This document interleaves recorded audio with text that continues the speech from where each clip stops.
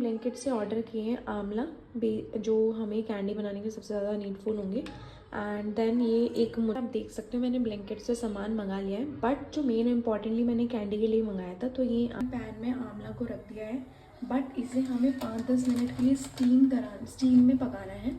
तो मैं क्या करूँगी, इसको कवर कर दूँगी इधर। सो बेसिकली ये मेरा कवर हो गया है। अब I will live it for like 5-10 minutes. इसे स्टीम हो चुके हैं। अब मैं एक एक करके इसको करके या दो करके, जैसे भी आपकी श्रद्धा हो वैसे निकाल लूँ।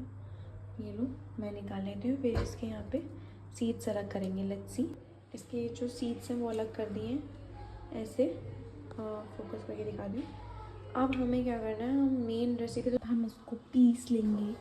ये आपका फाइन पेस्ट रेडी। अब हम क्या करेंगे, इसको पैराफिन में हल्का सा घी डाल के थोड़ी देर चलाएंगे। उसमें ही हम गुड़ डाल देंगे। पानी डाला है, पानी थोड़ा सा गर्म हो जाए तो उसमें गुड़ डाल दो।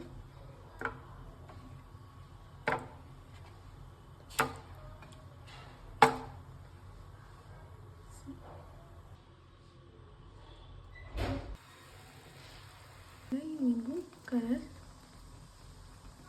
थोड़ा सा डाल दिया, क्योंकि आंवला ऑलरेडी खट्टा होता है। ठीक है, ये हो गया। लो, हल्का सा घी डालेंगे हम और इसको मिक्स कर देंगे इसके साथ,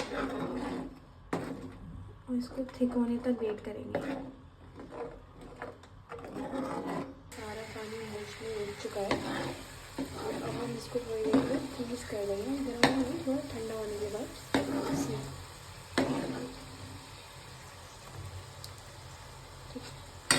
मैंने इसको पोर कर लिया, बटर पेपर लगा के ठंडा होने का वेट करते हैं और देखते हैं रिजल्ट क्या आता है।